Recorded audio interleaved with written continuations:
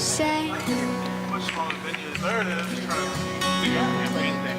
and you feel like you can't stand. Oh, we get to take notes? Wow. That's what I thought I knew before. No. Now I see your recipe and find your stone. I'm in your cage, sitting on your throne. Survivor, you try to walk, but your feet are chained. Fighter, it's like your fate has become a stage. Okay, so one would just be here. Defender, and how you're praying for things to change.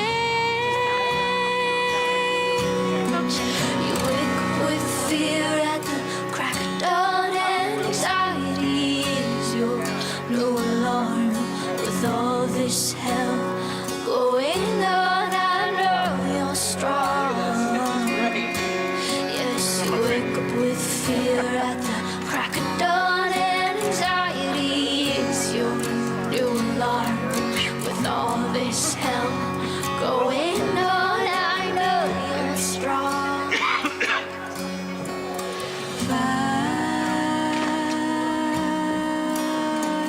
Because they're going live, I'm not going to go live, so I'm just going to...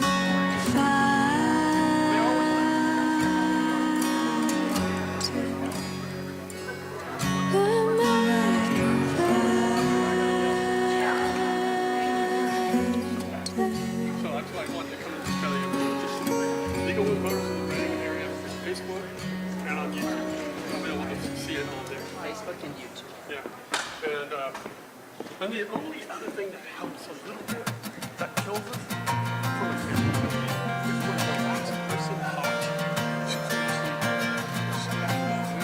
she would just jump right in. And so what we have to be ready when the last person You're no longer around, out of the camera shot, you know, the person and all the plans we made pivot over to see you. have become like items in the lost and found. Take your time. They've never been claimed.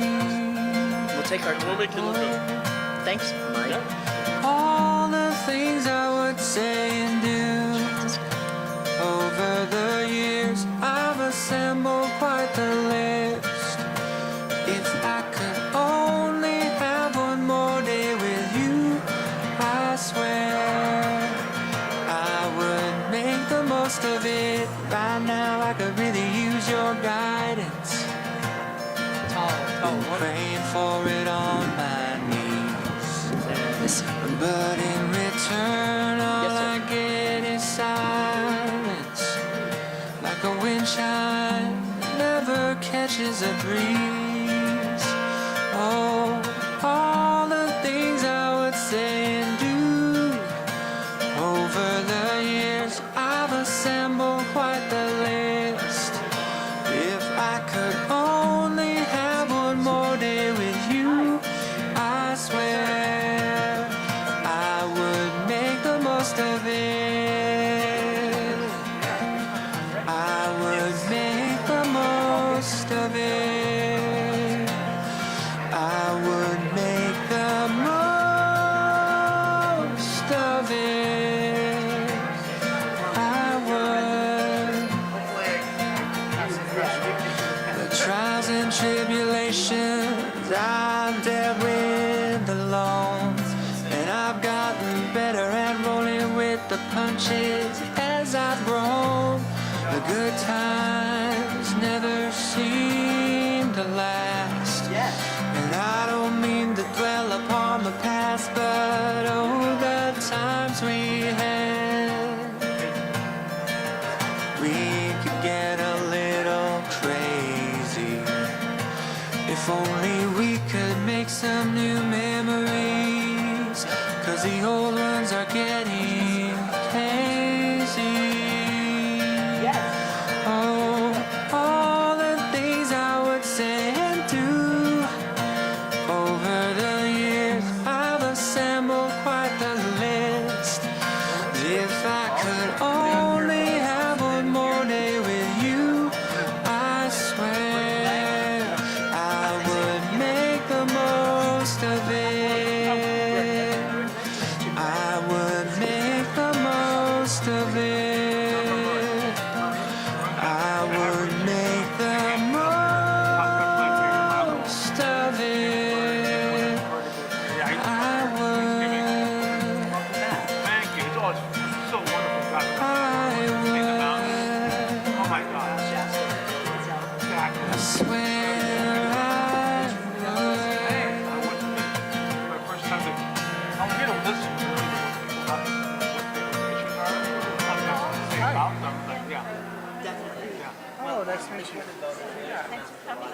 thanks for inviting me, and Yeah, 7 people. I'm glad I was able to make it.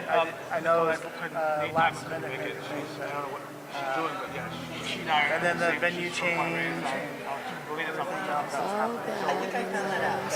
I'm learning very quickly to be flexible. So beautiful, God, let's see.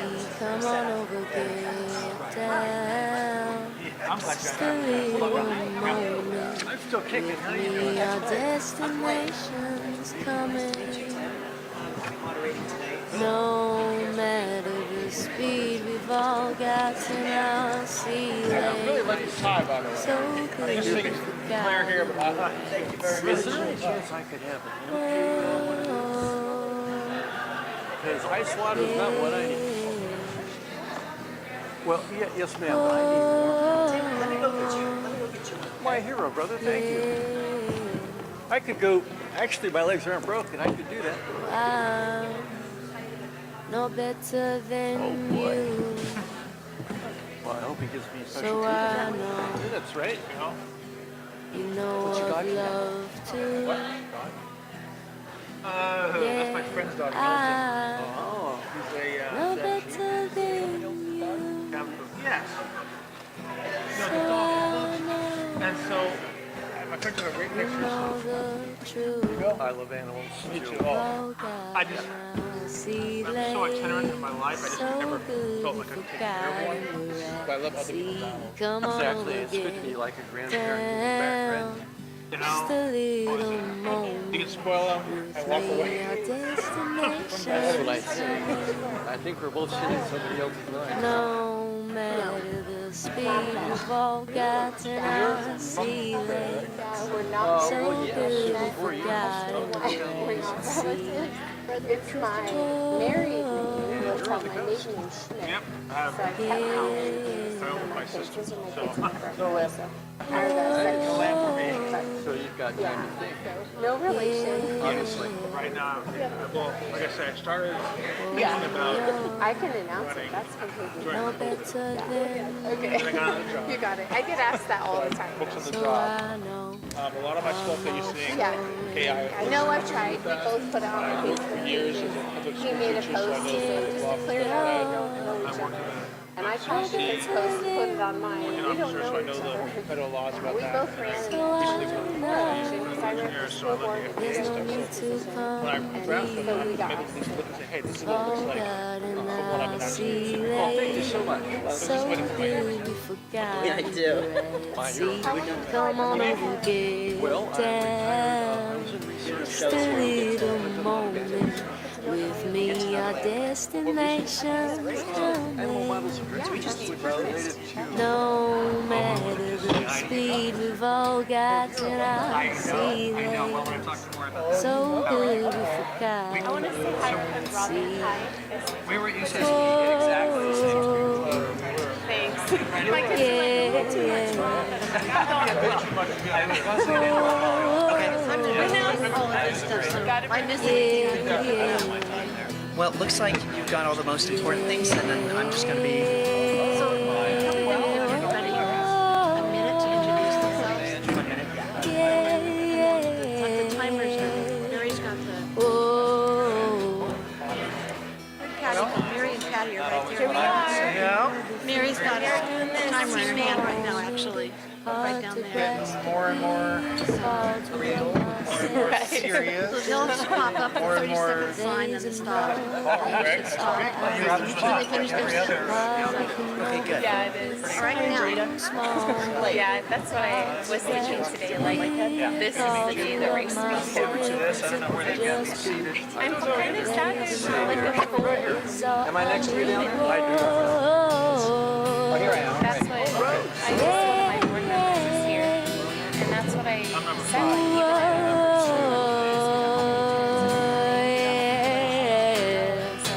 We've all got it, I see late. So good we forgot and we're at sea.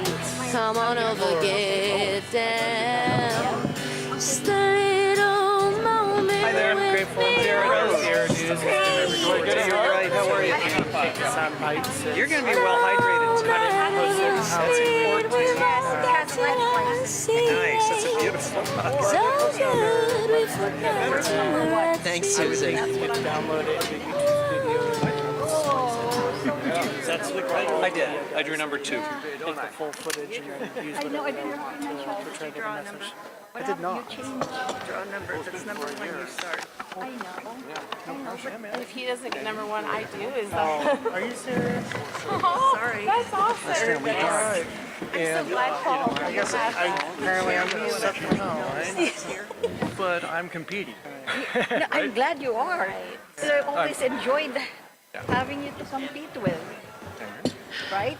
I mean, are you Rose? Even if we're even if we're competing against each other. That's right. Rose. And that's, You want to go that way? Ringer's turn. I think, what we should I was do. going to get you a paper plate, but I never 20 minutes. Nice to meet you. That's okay. I got this. Yeah, so you might take So it off how to have make you sure, because been? sometimes in the middle It of wasn't. the song, I forget Well, what it is. I bet. Well, once again, thank you for What's asking the me to new do station this. out It's a of true honor. meaning? I'm so glad. And then, you know, you'll be Cron? I thought you were going to join. But they might, he Yeah. might be affiliated with somebody else. Are you still Thing together? yesterday. Yeah, we're in You get officially like $20. Steve, Get it all. So before the end of this week. radio interview. Do I get a nifty? Oh, yeah, I'll make you one. Oh yes. I'm a Democrat. Well, Miranda says everything here. it's 5 We're o'clock. gonna do the next one. I don't know if I'll be able to make it because I'm working there. And you're, am I right, that you're running in both the special and the But general? Steve No, from KQ. now that now this Chelsea County messed up my district. Where's Okay, I was confused about that. Yeah, so I don't have a watch, now but I I'm have my changing phone. all the signs are the main. Nanny for her daughter. It is what You're going to have to play it by ear when we start, and we get all the way Tired yet? Yeah, well, besides working and everything. Well, I was looking for her. And you were from beautiful Lakehead, right? Yeah. First big sign up. I was looking So you're going to hit all those I and went then But 2 miles unfortunately, to the very top of the mountain, and then I went from a little bit. but they're still going. pretty full of water right now. Yeah, well, my son helped me put it up I feel like we only have a few feet to go. windy and rainy. Yeah, because there's not a lot of snowpack left this year. I know. Yesterday was stormy weather. Maybe go back tomorrow and it won't be crazy. Well, I heard you got a lot of rain Yes, yesterday. I don't think it was a lot, but it was like here and there. Yeah. Usually when it's a lot, it's like buckets. Oh, where are you from? So I live in San Rafael, the southern end of this crazy district. So where's the TV crew? Oh, they're over there. More time. Yes. Are any of your kids able to make it? Yeah, it's the second row here. Abby, Jocelyn, Caden, and Eli hit their friend Connor and my friend. Yeah, Jonathan. Couple ladies. Republican. Same. Republican. Yeah. How about you? Republican. Okay, well there you go. So why do I have all the Republicans to my left? I know. What's going on here? Shouldn't it be on the right-hand side, you know? They The no might have. party in the middle? I think it's intentional. Yeah. Yes, ma'am. They said We something work about for Viva they were Downtown supposed Reading, to so we do all the draw downtown Reading nonprofit work. an order of Probably have at some who of our sat events. where. It's large. Cool. Well, thank you for being here. They probably think I got vodka. Thank you all for being here. It's very exciting. I think a better turnout than very good. We're going to start in about 3 minutes. Thank you. This theater's gorgeous.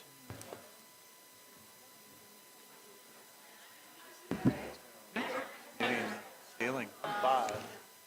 Here, I'll stand. I'm taller than you. By my expectation, I would have. From the lights. Yeah, find your light. I thought it was going to be packed. I mean, it's after works. Well, not being really This is neutral really small here, are we? group. Are you in August? I am. I represent Hello, the checking. neighboring- Can everybody hear? So I'm in- We're going to get started because we've got 7 wonderful candidates, and we want to hear what they all have to say. And we only have about a little over an hour to do it. So find a seat. Welcome. We'll see. I want to say welcome again to our candidates. It's really great. Do you realize how big our new district is? It goes from Marin County to Modoc. It's big. So thank you all for coming. As you all probably know, League of Women Voters is a nonprofit, nonpartisan, grassroots organization. So we are here to provide information for you. We're not party specific or anything. We're just here to provide information that you can take and use for your votes. Now, if, silence your phones, please, if you haven't already. I always forget that. Everyone's been given a 3x5 card. If you want more, because you think of a question in the middle of this, raise your hand. And the runners, if you guys would raise your hands, they'll come by and give you a card. Okay. We ask for 1 question per card, written legibly on one side, and make sure that your question is applicable to each and every candidate. We don't take any questions for one candidate. So all the questions go to the reviewers. They make sense out of the different questions and hand them to Blake here, and he'll ask the questions of the people. They're going to get a minute to introduce themselves momentarily, and then they'll get about a minute to answer each question, unless Blake decides it's a very, very difficult question. He might give them 2 minutes. We have timers sitting down here that are timing. They'll be putting up the paddle for 30 seconds and stop. We ask you guys to stop when they say stop, unless you're in the middle of a very short sentence. Okay. So after about an hour, hour and a quarter, we'll have the candidates give us a 2-minute closing statement. And there we go. So let's get started.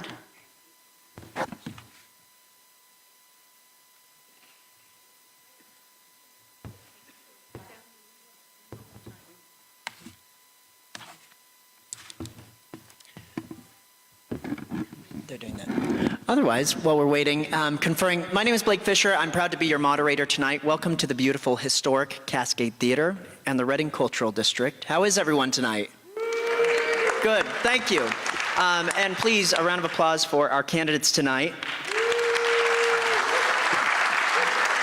I think it's going to be a very wonderful evening. I know that things are changing. We did say that it was 2 minutes for introductions due to time. I believe we are going to move it to 1 minute.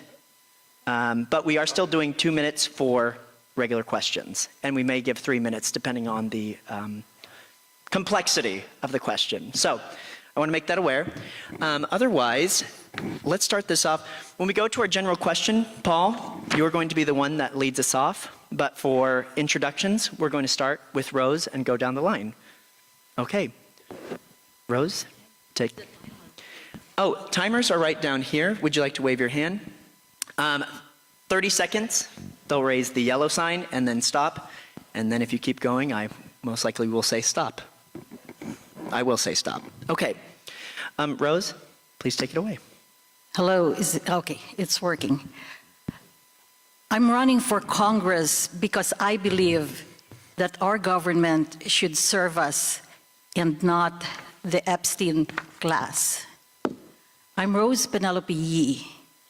I'm a socially responsible and environmentally responsible business leader.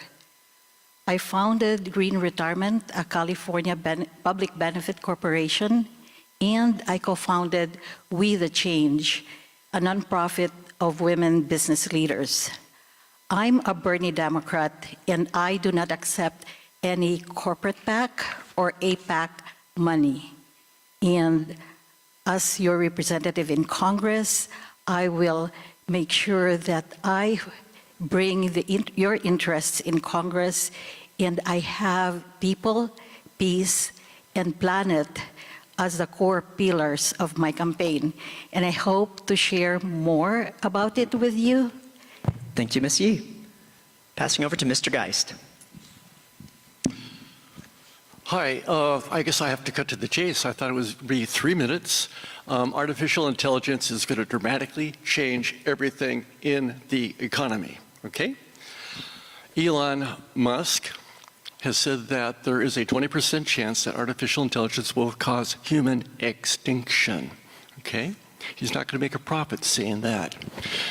Dario Amodei said there's a 25% chance it will cause human extinction, not to mention the huge job loss.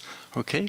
Now, I think if AI must take all of our work away, then AI must work for us. And I've got 30 seconds, so let me say that if you go to my website, electtimgeist.com, you will see more things about my character and campaign priorities. And it's done in music and music videos, and so it's entertaining. Please share that with other people, and thank you for being here and listening. Thanks. Oh, just one more thing. My sweetheart says that sometimes I look like I'm angry when I'm being emphatic. All right. I'm not angry. Thank you, Mr. I'm worried Geist. about you. All right. Mr. Burgess.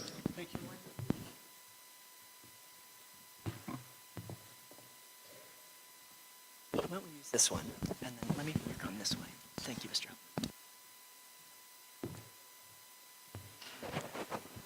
Hello, my name is Gregory Burgess. I'm very excited to be here.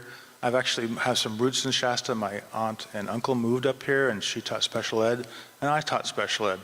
What's really motivating me, I started working on my particular interest in helping change the world, quote unquote, back in COVID, when COVID hit. My concerns are food security is one of my main concerns, because that's what's happening. COVID taught us how fragile this food system really is. And I'm also here because I used to be a special ed teacher, so I'm here for the 13 to 30-year-olds, because we got to leave a better place for them. I'm 60, I'm on my way out. I need to help make it a better place. That's my goal. Thank you very much. Thank you, Mr. Burgess. Mr. Huffman. Hello, everyone. I'm Congressman Jared Huffman. I want to start by thanking the League of Women Voters, the volunteers, congratulating my fellow candidates, and thanking all of you for caring enough about our country to spend an evening with us. In 2 months, all of us will vote to determine who will represent this region in Congress, and there is so much at stake. Your vote will decide whether this region is represented by someone who understands we have an affordability crisis, and that the federal government should be prioritizing lowering your grocery costs, your utility bills, your gas prices, lowering your health care costs, and saving rural health care. All of these things instead of a reckless war of choice in Iran, instead of trade wars that are turning our allies into enemies, and instead of culture wars that pit us against each other, instead of massive tax giveaways to billionaires. This will also decide whether this district is represented by someone who will push back on a president who is in many ways out of control. That's what our Constitution was designed to do if Congress works as it was designed. I'm here to introduce myself as the candidate with the most experience and the proven record to meet this moment. Thank you. All right, I'm going to pass this over to Ms. Baez. My name's Angelita Baez, and I'm running for Congress. I'm living the same challenges that all of us are living and facing every single day. I've spent my life serving in executive leadership roles. I worked as a prison warden, a director of finance, director of human resource, a city council member, college board president. Today, I'm a business owner running an organizational leadership development consulting firm. So I understand firsthand what it means to meet payroll, deal with rising costs, and navigate government regulations and make businesses successful. I hold a master's degree from Pepperdine University, where I studied internationally in France, Mexico, and China, a bachelor's in organizational leadership, and an associate's degree in criminal justice. More importantly, my experience comes from real life working, leading, and living the same struggles. I am a proud constitutional conservative. I believe in strong... Thank you, Ms. Baez. Mr. Salisbury. Imagine if some of the hardest moments in our history could have been prevented, not because people don't care, but because I think people stopped listening to each other. My name is Paul Salisbury. I'm a single father, and I work as a mobile crisis clinician, often responding to emergencies and crisis at all hours of the day and even at the night. I don't see politics the way most people do. What I do see is people struggling to pay for groceries and gas. waiting weeks for access to health care, and making sure that they feel safe within their community. That's why I'm running, to focus on community safety, healthcare access, and relief for cost of living. I'm proud to be a Republican, but this role I'm serving, if elected, will serve all people, from the redwoods to the ranchlands. Because I don't believe that if we don't start listening to each other again, we're not going to solve anything, and the people of this district deserve better. Thank you, Mr. Salisbury. Ms. Lataw. Testing. Thank you so much for coming tonight and showing up. I appreciate each one of you for being here. I am Robin Lataw. I was born in the Midwest, South Dakota. When I was 18 years old, I went to the United States Coast Guard, so I'm a Coast Guard veteran. I lived in Sacramento for 15 years, stay-at-home mom and wife, raised my children, went through a divorce, moved to Redding 10 years ago, where I've been raising my 4 kids as a single mom. They're all here in the second row with some of their friends. I'm running for Congress because there needs to be change. All the decisions that are being made at the top have drastically impacted my life at my front door with me and my children in ways that I wouldn't wish upon anyone.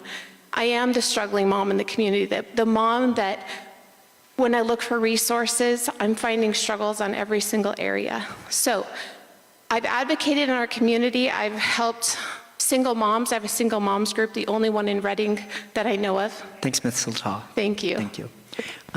Mr. Salisbury, you're going to lead us with our question, but before we begin, could you pass that microphone in front of you to this table?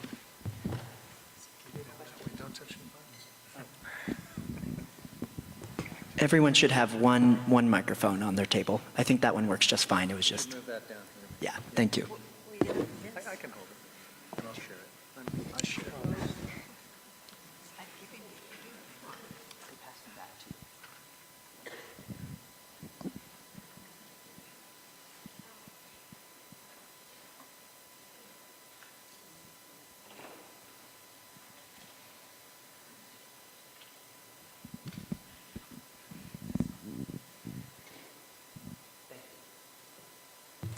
Okay. Starting with Mr. Salisbury, and this is for all the candidates as we go down the line. So the question is, what are the 3 most important issues we face in District 2? And this is 2 minutes to answer.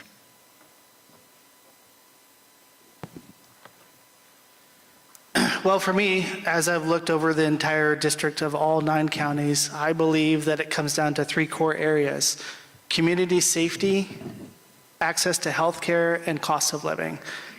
We're all asking the same question: how are we going to pay our bills? How are we going to remain safe? And how are we going to take care of each other and take care of our own needs? This is a very diverse district, going from the redwoods to the ranchlands. What's going to work in Marin is not going to work in Modoc. What's going to work in Siskiyou is not going to work in Sonoma. So I have to be flexible, but at the same time, have to have a listening ear to the needs of the people more than anything. Regardless of party affiliation or anything like that, I think the core things that I see in our district that we need more than anything, beyond these 3 things that I've talked about, is a person who gets up and goes to work and sees results. We need to get away from division and move more towards solutions. So whatever that looks like. So with community safety, that can break down into mental health, establishing crisis stabilization units. For access to health care, that can be bringing more federal dollars to the community to allow for organizations to continue to keep their doors open, keep hospitals running. And finally, safety, looking at wildfire mitigation risk, making sure that we have access for our fisheries and our ranch lands and the water access, the Klamath Basin project, and making sure that we come up with win-win solutions instead of win-lose solutions. And so those are the 3 areas that I see. Thank you, Mr. Salisbury. Ms. Lataw, same question. What are the 3 most important issues we face in District 2? I'm number 3. I think my heart, just as a mother in the community, is I want to see families restored and protected. I want to see, so there's a lot of differences between the federal level and the state level. So this is the congressional seat over the federal level, and that's providing the structure of legislation and also how our money is spent, our hard-earned taxes. I personally am not fond of how our money is being spent in the government, and I would want to promote legislation that would bring back local control so that there's more freedom for us at the local level to install the values that we want in our communities. Also, I would want to address fraud. I have integrity, and I want leaders that represent us in Congress that have integrity, that are going to be transparent and honest, and will be in that position to serve the community, not serve myself. This is a job that requires great sacrifice, and I'm willing to do it because I think the everyday citizen has to get into those positions to advocate for the everyday citizen. The people that are making the decisions are very far removed from how their choices are impacting us. And so I think there's no better idea or solution than to put one of us in DC and one of us at the table where the choices are being made. So I'm just committed to go and advocate for us. And I've been the recipient of culture on every level. I have Midwestern values, and I've also lived in the city for 25 years since I've been in California. So I have a really diverse background in history, and I can relate to pretty much anyone I know. Thank you, Ms. Lata. Ms. Yee, same question. What are the 3 most important issues we face in District 2?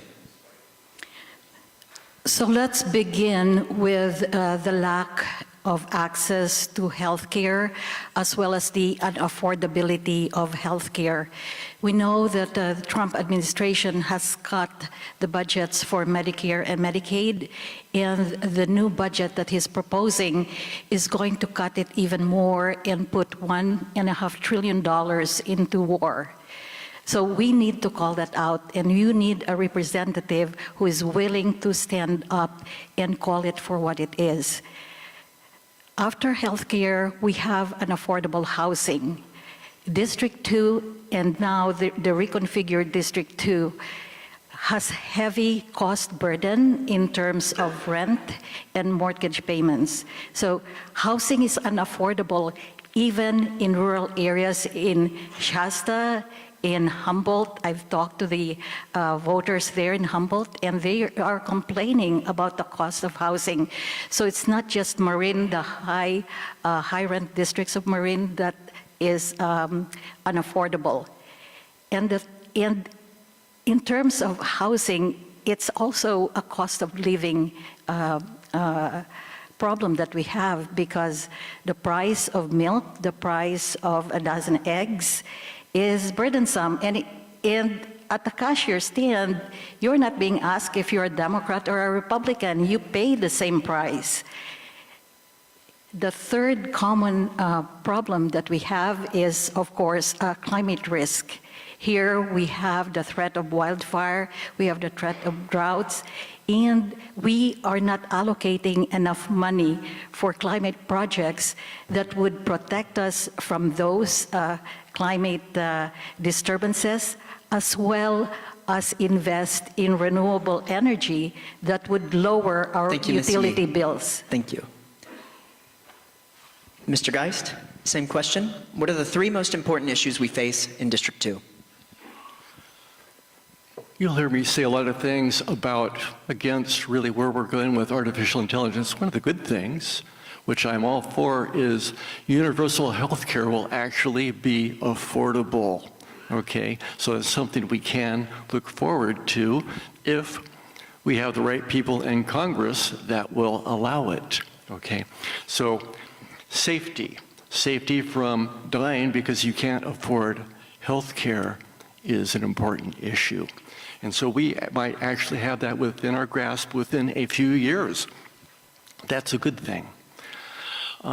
Crime is a problem. Have you ever parked in the Bay Area and left anything of minor value visible in your car and walked away for, say, 10 minutes? or 20 minutes, I don't recommend it. What will happen is they'll bash in your car window and take whatever it is. It could be, you know, a 20-year-old cell phone. Do they exist? Probably not. But you know what I'm saying. It's a big problem. One of the, I'm sorry to say, well, not too sorry to say, the stupidest thing I've ever heard in a political campaign was defund the police. Please. Okay, so that's a problem. Now, in this district, fire is a universal problem, in the summertime especially. Okay, we need wider roads, for example, in some of these more remote areas. That would save lives, okay? And water. We need more water. Farmers need water. And so we need to, you know, go ahead with the big water reservoirs, and that will lower the cost of food, for example. Thank you. Thank you, Mr. Geist. Mr. Burgess, same question. What are the three most important issues we face in District 2? I see the number one issue we're all facing now is, I guess food security is the broader one, but agriculture, our fisheries are collapsing. We've got the lowest number of cattle head in the country since 1951. Climate change is impacting our grazing, impacting our agriculture, impacting our forests. So like I say, my introduction, food security is one of my biggest issues. Second one, affordability, but that for me is employment, especially for the youth. I mean, we're losing jobs all the time, and they can't even afford, you know, how can they afford, if they can't get a job, how can they afford a place to live? We've also got issues with zoning and building permits and that kind of thing from the state, and affordable housing. Third, again, as everyone has said here, is the wildfires being caused by climate change. And we need to address the insurance that's leaving our state, and that affects our values of our homes, which it's like a cascading effect. It becomes more expensive, we've taken a higher risk, and we really just have a federal government right now that really doesn't, like FEMA is not great anymore. It doesn't really help. So those are the three things for me would be food, affordability and employment, and there's just also, along with the wildfires, we have flooding issues too. I mean, with the reduced amount of topsoil, that caused a lot of runoff. If we could build up our topsoil, that would actually be like a big sponge. It would help healthy plant growth. So agriculture, you know, back to food security. So that's another issue. It's just the disasters we're facing from climate change. And we need to work with the environmentalists and work with the agriculturalists to figure out a sustainable way to move forward with our environment.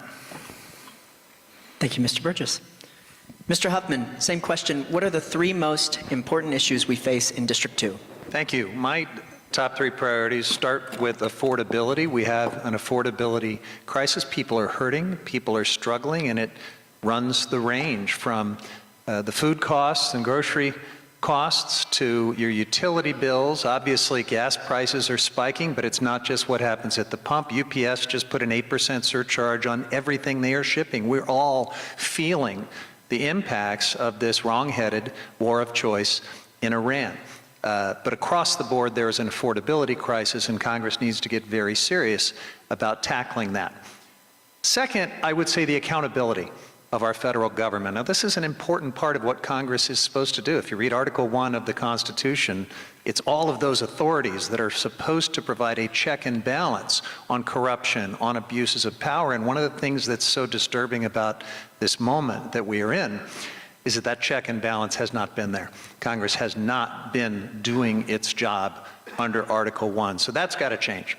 And accountability means that we reassert that authority. We grab trade policy back, budgeting authority, all of these things to get our federal government back on the rails. And then finally, I would say the third is a suite of natural resource related priorities at a time where climate change is presenting extraordinary challenges. So I am currently the ranking member, which means I'm the top Democrat on the Natural Resources Committee. What that means is this time next year, I hope to be holding a gavel and chairing a committee that is so very important to every community in this region, for our public lands, for our tribes, for our wildlife, for our water. Those values are incredibly central to me. I've been working on them for many years, and I will have an opportunity to lead for this district if I'm your representative this time next year. Thank you, Mr. Huffman.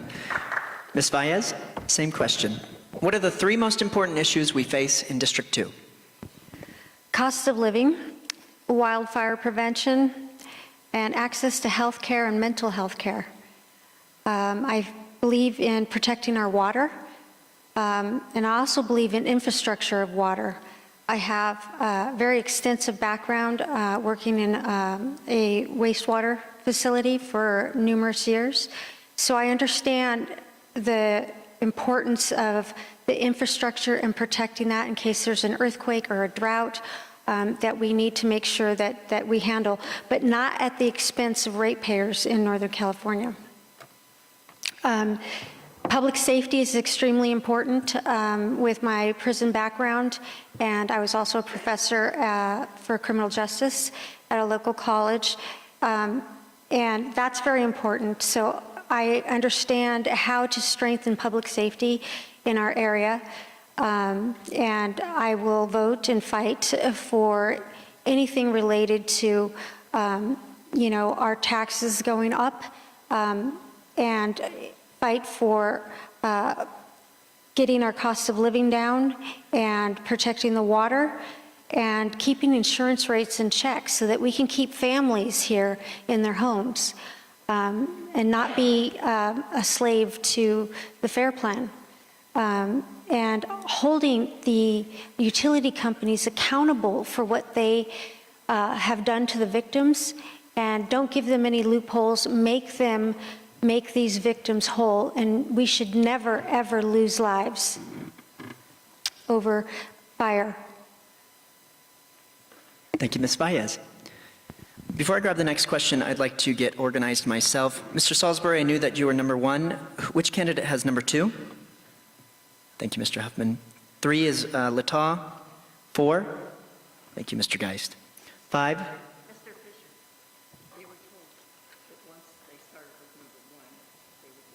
You just go there? Just like you're doing. Thank you. Okay. Thank you.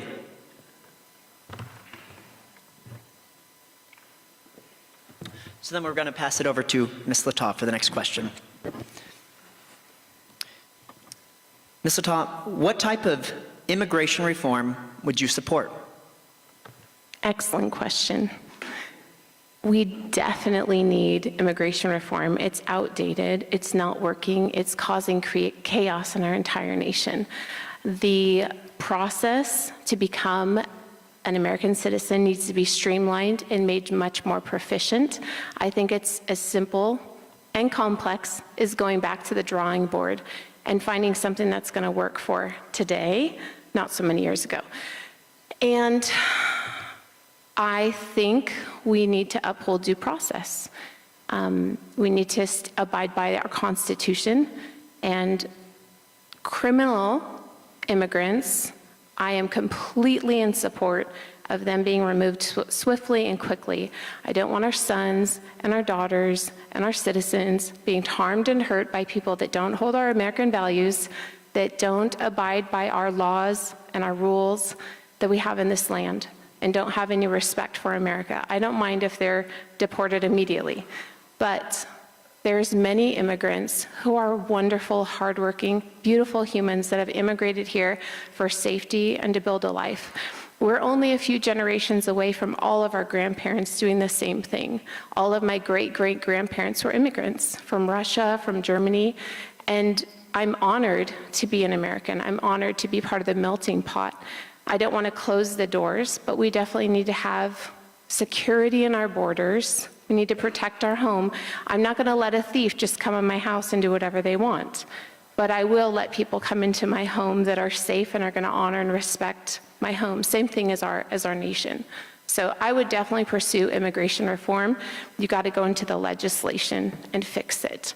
That's where the root of all these problems is at, is in the policy and the law. And I'm willing to get in there from day one and work very hard to address all these things. Thank you, Ms. Lata. Ms. Yee, same question. What type of immigration reform would you support? So the first thing that we should do is to abolish ICE. ICE is a runaway paramilitary state-sanctioned police force that is kidnapping our neighbors, scaring our kids, and everyone saw that 5-year-old that was kidnapped by ICE, right? How can you kidnap a 5-year-old? So that is the first step.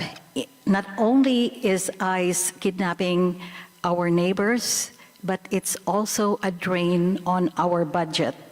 So that's a lot of money that is going towards something that shouldn't be there. Second is that operationally, we can install more judges and have a humane system of immigration where there is a pathway for people, for refugees, and for others who want to come into this country like I did and become productive citizens. Third, we have to look at what is causing this problem in the first place. We have to look at our foreign policy that promotes endless wars, that destroys foreign countries and makes life there so hard for the people that they do the trek in order to come here and become refugees and seek a better life. So we need to look at the holistic picture of why we have this problem of immigration. Thank you. Thank you, Ms. Yee. Mr. Geist, same question. What type of immigration reform would you support? I think it's really important for all law enforcement to not be anonymous because they have such great power. They have all the force of law to protect them. I am against anonymity because people are more likely to do bad things. We have bad people in all groups, including ICE.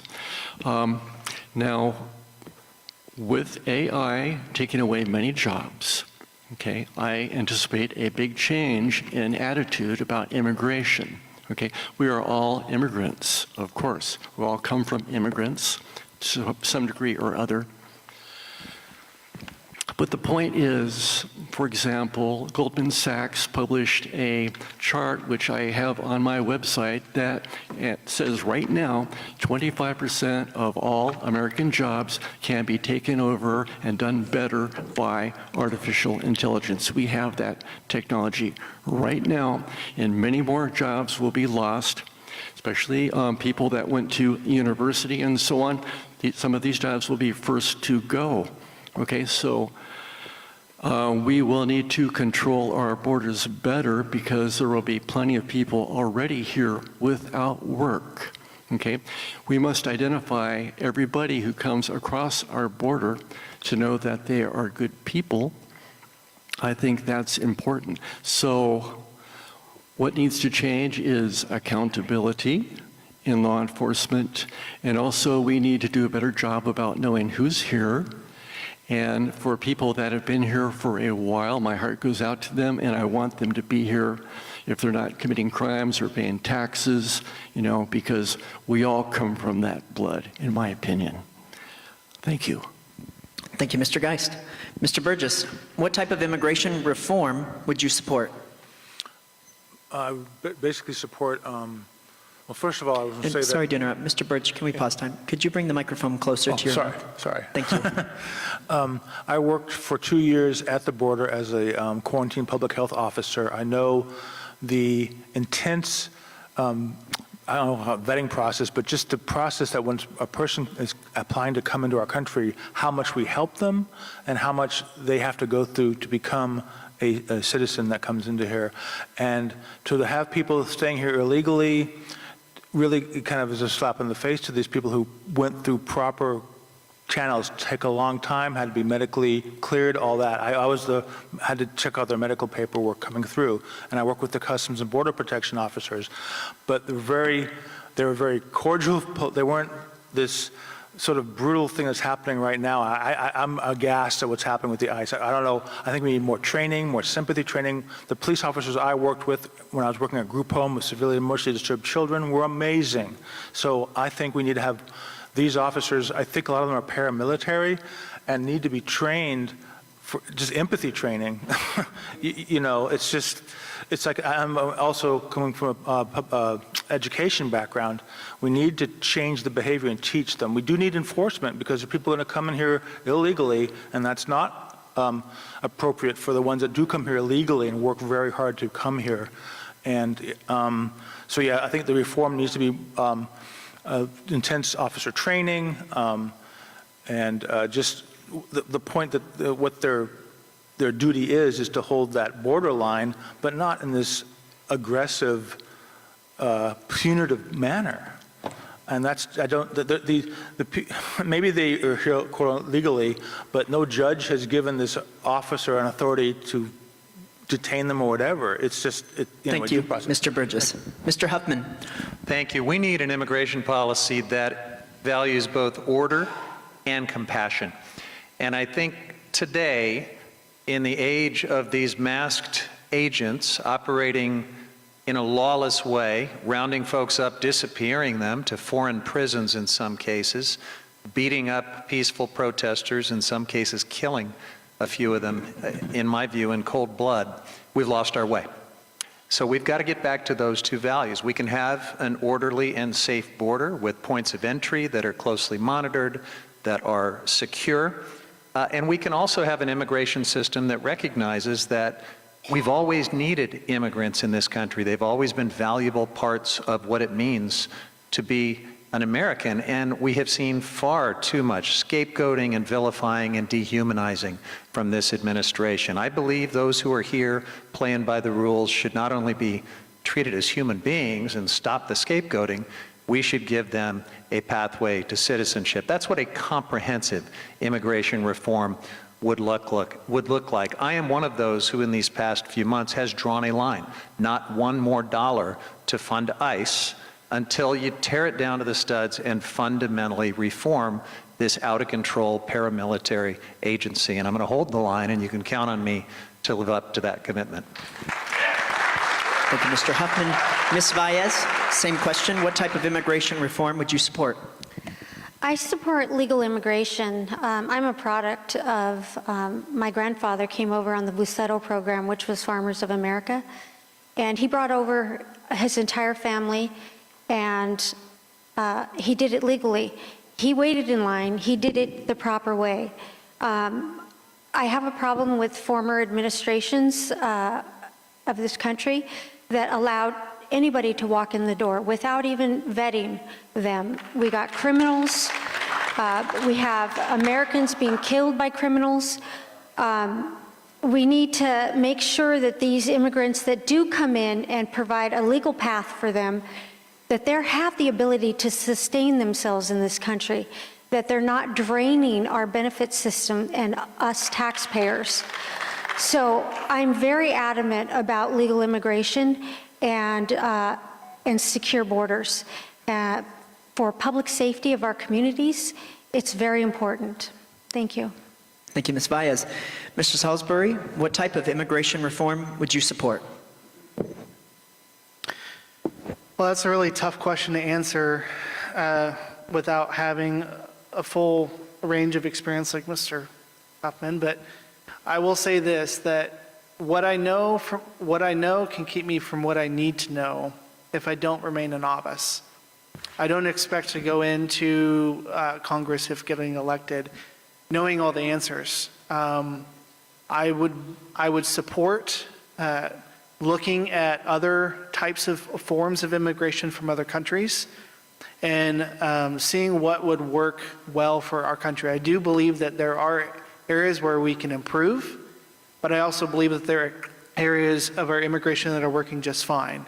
I do not believe that completely abolishing ICE is the answer, but I do believe in making sure that we do have order and compassion at the same time.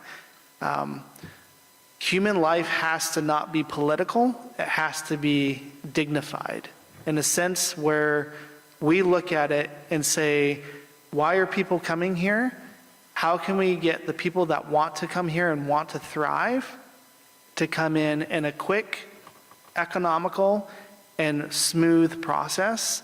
The people who are coming here to cause destruction, tear things down, and affect our safety within our communities, that has to be addressed.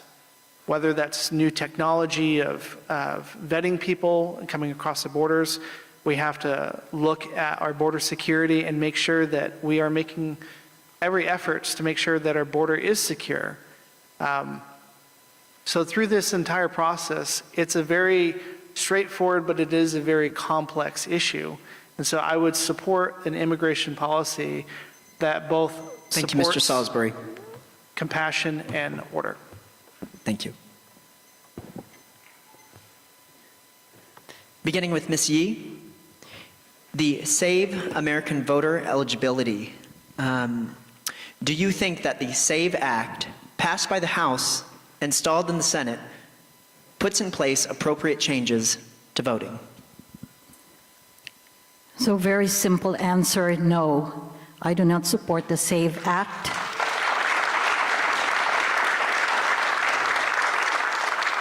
Any barriers that we put in place to prevent people from voting, from expressing their rights as citizens, should not be legislated into law. And as your representative in Congress, I will be voting against it and advocate against it if that comes up. Thank you, Ms. Yee. Mr. Geist, same question. Well, I have to agree. I am not for intimidating voters. I think it would be giving too much power to the government in charge at the time. It can be abused. It looks like it is going in that direction. I do see some argument for identifying yourself, but how about at registration? That should be good enough. Thank you. Thank you, Mr. Geist. Mr. Burgess, same question. Voting is the fundamental part of democracy, and to take that away, oh, sorry again, I'm not used to the microphone. Voting is a fundamental act of democracy. It's, so to try to finagle or say there's, you know, the voting machines are this way or that way, it's a manipulation, I think, of a basic right as American citizens, and I'd be against it as well. Thank you, Mr. Burgess. Mr. Huffman. Yeah, I'll tell you why I voted no on the SAVE Act in the House, and will do so again, because it's about voter suppression, plain and simple. And, you know, those are dark days in our history. I think we have progressed beyond a type of politics that tries to prevent millions and millions of people from voting, but that's what this legislation is all about, by requiring all of these arbitrary and extreme identification requirements that may sound superficially reasonable, but not everyone can afford a passport. People on Indian reservations might have tribal IDs that won't qualify. People who live overseas, people in the military, people in the states of Washington and Oregon that vote almost entirely by mail, and millions of Californians who vote by mail. So this is extreme. It is about voter suppression. And why is it happening? Every independent investigation of this big lie about election integrity has come back and shown it's not an issue. And the reason is it's already illegal. It's already a felony. If you're a non-citizen and you try to vote, you're going to get caught. You're going to go to jail. All of these conspiracies upon scrutiny never add up. All of those lawsuits that Rudy Giuliani and others brought, thrown out by Republican judges. So this is a scam. It's about voter suppression.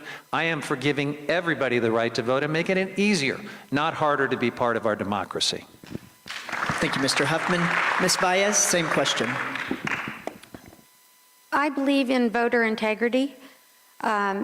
I believe that, you know, everybody has a way to get a driver's license. We have to show our ID to board a plane, to do pretty much anything in this country.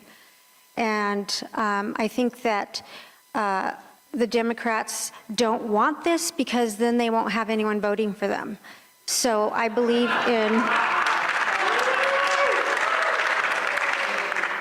in voter integrity, and I support the SAVE Act. Thank you, Ms. Baez. Mr. Salisbury, same question. Well, so far from what I've understood of the SAVE Act, I would be in support of it for this reason, and that we have to have identification for voting. I don't get to go to Switzerland and vote without forms of proof of citizenship.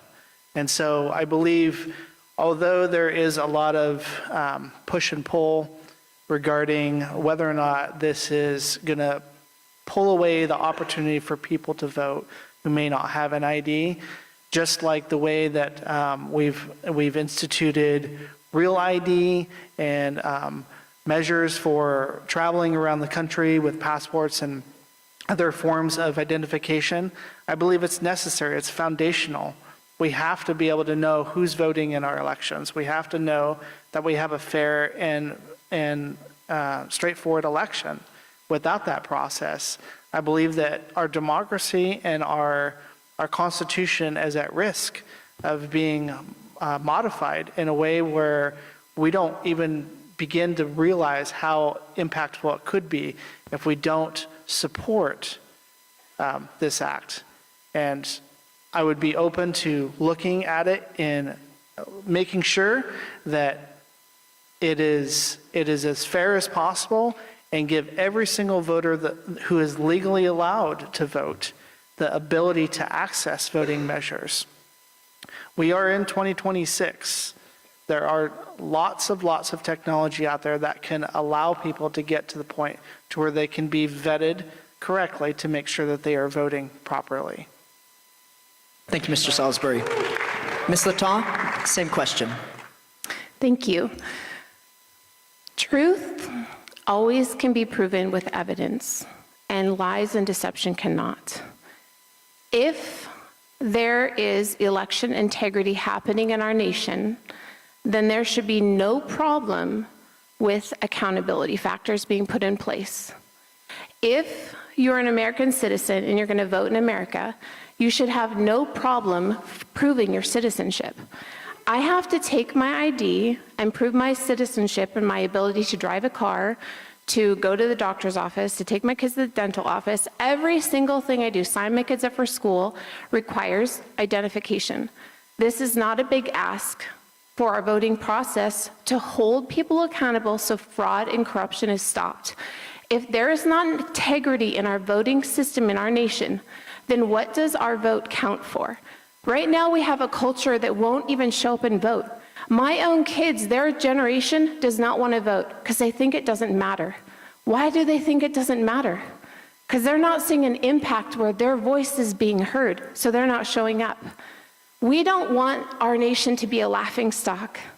We need to let our yes be yes and our no be no. Our voting system needs to have integrity. And right now, I question the integrity of everything going on. So put an integrous leader in there who can balance her books. I'm on the school board. I read the packets. It's hard to make a decision right now without the SAVE Act in front of me. So I can read every line and let you know what I think and my perspective on it. But I do know there needs to be an accommodation for the elderly. I have friends in the room right now that are elderly, and I would make any accommodation for them. But that doesn't mean we don't have integrity and accountability in our vital election integrity process. Thank you, Ms. Lataw.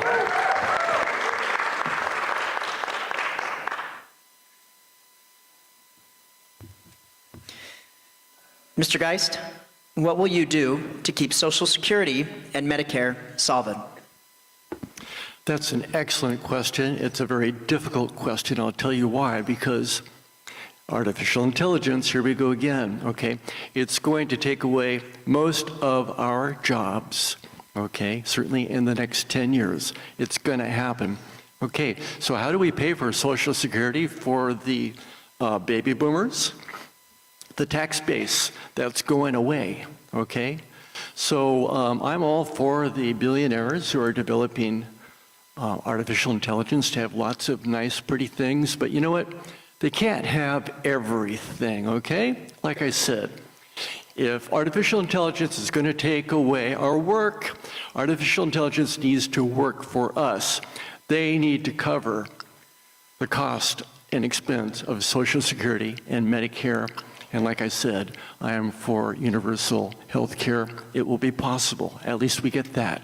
Thanks. Thank you, Mr. Geist. Mr. Burgess, same question.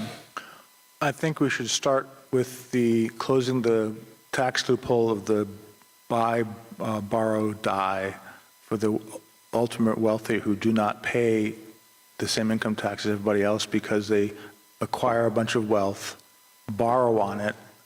I consider that once that the bank assesses their value and gives them the loan on that, that's realized value. So we should just close that loophole, at least get that tax, that amount of money coming from those taxes. I'm just drawing a blank here. So yeah, the buy, borrow, die issue. Also, yes, if corporations under that weird railroad law that happened in Santa, whatever it was down there, are considered human beings, have certain human being rights, then they should be paying equal income tax. They keep saying it's the double taxing thing. A corporation originally from the founders was considered for public good and was supposed to work for temporary public good, public works things, and was supposed to cease to exist. Well, now they're existing in perpetuity. They're not being taxed. They used to be taxed really high under Eisenhower, and now suddenly they're taxed much less than you or I are. So I think they're really just designed to accumulate and distribute money is what the corporation's designed for. And I think that also one of my ideas is to move the idea of the worker as a liability to a worker as an asset. That as a worker, you bring, and I did this because I was a Teamster and they were trying not to pay us a cost of living wage. And I'm like, I was a school bus driver. I go, well, no school bus drivers, no company. What are you guys doing? I bring an asset to this company through my training. Thank you, Mr. Burgess. Mr. Huffman? I'm going to use that one. All right, we're getting all the microphones down at this end. We'll fix that. That's exciting. All right, Social Security and Medicare. Let's see if I can do justice to this in 1 or 2 minutes. Let's start by recognizing that this is not welfare. These are earned benefits. Every one of you pays into these incredible programs during your working life. It's a little bit like an insurance product where you pay the premium and then they pay you when you need the benefit. Now, they're a little bit different. With Social Security, we can stabilize the Social Security Trust Fund with a few basic reforms, and I'm a co-sponsor of legislation that would do that. One of the most important parts is to raise what we call the wage cap. There's a very arbitrary cap on those who pay Social Security taxes. So Elon Musk pays all of his Social Security taxes on January 1st, and then he's done for the rest of the year, because I think it's somewhere around $120,000, and anything above that, and you don't pay anymore. That needs to go away. That needs to, at a minimum, be adjusted. That simple change goes a long way towards stabilizing the Social Security Trust Fund for decades to come. And I will always oppose privatizing Social Security. Now, Medicare. The Medicare Trust Fund is in bigger trouble than Social Security. Part of that is because this big, ugly bill so massively impacted the deficit that it triggered what we call a sequester. And so something like $800 billion is about to be cut out of Medicare. It's going to further stress a Medicare trust fund that's already in trouble. How do we fix that? Well, obviously, I want to repeal that massive tax giveaway to billionaires and corporations who did not need it. That's one way to do it. But beyond that, the Medicare risk pool is expensive, right? And what we can do to improve that is we can lower the age for Medicare. Now, I'm for Medicare for all. I want everyone in this country to have Medicare. And I've supported Medicare for all since the dawn of time, like back to my years in the state assembly, every single year in Congress. But on the way to Medicare for all, we can start by lowering the age to 55. We'll reset the mics. Ms. Baez? Could you repeat the question? Yes, ma'am. What will you do to keep Social Security and Medicare solvent? Get all the illegal immigrants off of the system. Thank you, Ms. Valles. Mr. Salisbury, same question. Well, again, this is another very difficult and complex question. It can't be answered in 2 minutes or less, in my opinion. But I'm going to do my best to articulate my views from my standpoint. It goes to one of my 3 core pillars, cost of living. Okay, what I see personally firsthand is people who are on Social Security are not getting enough money to actually really live the way they are, the way they need to be. Covering the cost of rent, covering the cost of groceries. I'm currently paying out of my own pocket for my own mother to reside in a facility, assisted facility, because her Social Security doesn't cover it all. I think after the age of 65, potentially, if this works out, if you've paid for your house in full, you're not taxed on it anymore. I talked to one resident up in Siskiyou County who said that he's paid for his house over twice as much because he paid cash for it over 30 years ago. And in taxes, he's paid for over and over again. So there has to be benefits to Social Security. I think there's enough room to move things around within the federal budget, perhaps slicing the defense spending. You know, I think we're at 1.5% right now of the federal budget. I think there's room for where you can slice that, but I haven't fully looked at it. But at the same time, I think there's room to keep Social Security solvent as well as Medicare in a place where we have to hold corporations accountable, but at the same time, foster entrepreneurship. We can't kill one and cause the other one to thrive. We have to come to a win-win situation. And so that would be my focus. Thank you, Mr. Salisbury. Ms. Lata, same question. Thank you. I love to break complex things down into simplicity, and I like to bring everything big and bring it into my own house, my own home. When your bank account is empty, do you get to go to the store and spend more money? This cup is empty. There's nothing in it. I can't drink from it. I can't get anything from it. America right now, we have a huge problem because we're in the red. There has been mismanagement of our taxpayer dollars. It is getting put in the wrong places, in the wrong pockets. And while other people's pockets are full, mine are empty. And I'm working hard every day to put food on my table and pay my bills and feed my children and do all the work that every American's to do. But where's the money that I'm investing into our community, into our nation, into our leaders? Why is the account empty? Because if whoever's budgeting up there in DC or at all these legislative levels, if they were putting the money in the right buckets in the right places, we wouldn't have to have this conversation about Medicare, about Social Security, about infrastructure, about our roads, about things. Our money is supposed to go towards building and securing for the American people. So we have to go to the root, and the root is mismanagement, it is fraud, it is wasteful spending, it is poor legislation that is ruining and wrecking everyone at the middle and lower levels of income, which I qualify in. So I want legislative reform, I want accountability in DC, and I want to know where our taxpayer dollars are going, because I'm tired of seeing an empty cup when at home I have to always keep something in my bank account to put food on the table. So if I can manage my own household, I guarantee that I can go up there and say, we can't spend money we don't have. Simple. Thank you, Ms. Lata. Ms. Yee, what will you do to keep Social Security and Medicare solvent? So do you ever wonder why, when it comes to questions of public goods and services, we're always asked where the money is? But when it comes to war, nobody asks that.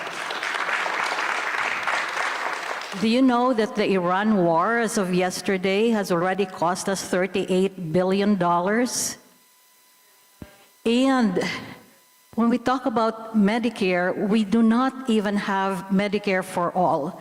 Our country, we, all of us here, seated here and up here on stage, deserve universal, single-payer healthcare system. A system where if we get sick, we can go to the hospital and not have to worry whether we have insurance or not.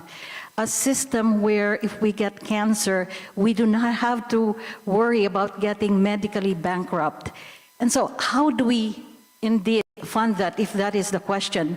It is a question of allocating our resources, our tax dollars, towards public goods and services that serve us. It is high time that we stop spending our tax dollars on war. In 2024, for example, there was the Israel Supplemental Appropriations Bill that sent an extra $26 billion in military aid to Israel. Why isn't that money going to us? Why isn't that money being spent on Medicare? Why isn't that money being spent to preserve Social Security? And of course, I agree with raising the wage cap. It's at $184,000 right now. It should be raised, and high-income individuals should pay into Social Security. Thank you. Thank you, Ms. Yu.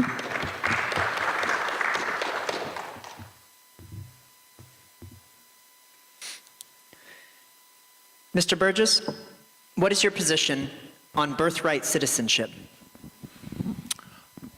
Wow. And have the microphone a little bit closer. Oh, again. I think that if you take away birthright citizenship, we all lose our citizenship. I mean, I was born here. I know this is all about the whole anchor baby issue, but no, it's about where you're born. The second thing is, if you don't uphold the Constitution, what is holding us together as a nation? So one thing is, you may be born here, that's a step in the right direction, then you should uphold the Constitution. I think that if someone's born here, they're born here. What else are you going to do? If you take that away, you take it away from all of us then, because we're all born here and we're citizens, and if you take it away, we're no longer citizens. I think it's a fundamental, it's where you start. Anyway, that's my opinion. Thank you, Mr. Burgess. Mr. Huffman. Thank you. I'm with the 14th Amendment of the United States Constitution, which clearly says if you're born in this country, you are a U.S. citizen. I'm with over 150 years of legal precedent that have upheld that basic value. I'm with, in this case, the Supreme Court of the United States, which held an oral argument on that this week and apparently is not being bullied by a president who, for the first time in our history, showed up at an argument to try to intimidate the Supreme Court. They appear ready to do the right thing. And I'm with Bruce Springsteen, born in the USA. Ms. Baez, same question. What is your position on birthright citizenship? I think that if we allow a pathway for illegal immigration to come and have a baby, I think it incentivizes people to come here illegally just to have a baby and be on the systems and burden us as American citizens. I'm always going to be for American citizens. We as a country need to protect our own and not incentivizing illegal immigration. Thank you, Ms. Baez. Mr. Salisbury, same question. Well, my mother immigrated here from England, and I was born here in the United States, so I would essentially side with the sense of birthright citizenship. It goes back to immigration reform, it goes back to community safety, it goes back to cost of living. All of it, in my opinion, becomes interconnected. We have to not necessarily look at these issues just as single issues, but then we also have to expand and extrapolate upon them in a way where we're making sure that the decisions that we're making are correct. So, yes, do people come in here illegally to have a baby? Probably so. There's an incentive to come to this country. It's the freedom, it's the desire, it's the American dream, as they say. And so we have to look at it in a way where what is the benefit of the good for the masses of the people?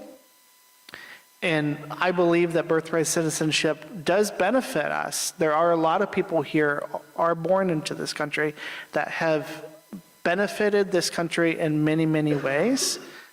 I do believe that there are areas where people who are born here that have caused some destruction. And so I don't know what that looks like fully, but from my standpoint, in this sense, I would support birthright citizenship. Thank you, Mr. Salisbury. Ms. Lata, what is your position on birthright citizenship?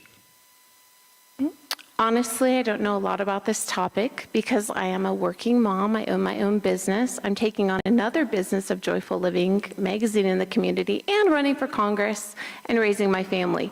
So I don't have a lot of time to sit around and watch the news. However, in this congressional position, this is my commitment to you. When legislation is put before me, I'm going to look at both sides of the situation. I'm going to look at the entire whole and make a decision based on as much comprehensive information as I have in front of me. In these hypothetical questions, I don't have legislation sitting in front of me to read through what's written here, what's written on this side, compare and contrast, and come to that decision. My personal opinion, I have no problem with birthright citizenship. However, what are my voters wanting most? What are my constituents wanting most? I'm going to be listening and looking to your feedback and what you want to say to me, how you want me to represent you in this position. It's not about what Robin wants, it's about who I represent, and I'm here to represent you. I'm not here to represent me. Okay? Thank you, Ms. Lata. Ms. Yee, same question. So very simply, we need to abide by what is in the Constitution. So I am all for birthright citizenship. We need to respect the laws of the land, and it is indeed in our Constitution. Thank you. Thank you, Ms. Yee. Mr. Geist, what is your position on birthright citizenship? Yeah, it's an easy question for me, these constitutional questions, because I don't know if you know this, but we've all taken the oath here. Everybody sitting here at the table has taken the oath to preserve, protect, and defend our Constitution. So it makes it really easy for me to follow constitutional law. Of course, Supreme Court does have the final say, but so it's easy for me to say I'm for birthright citizenship. Thank you. Thank you, Mr. Geist.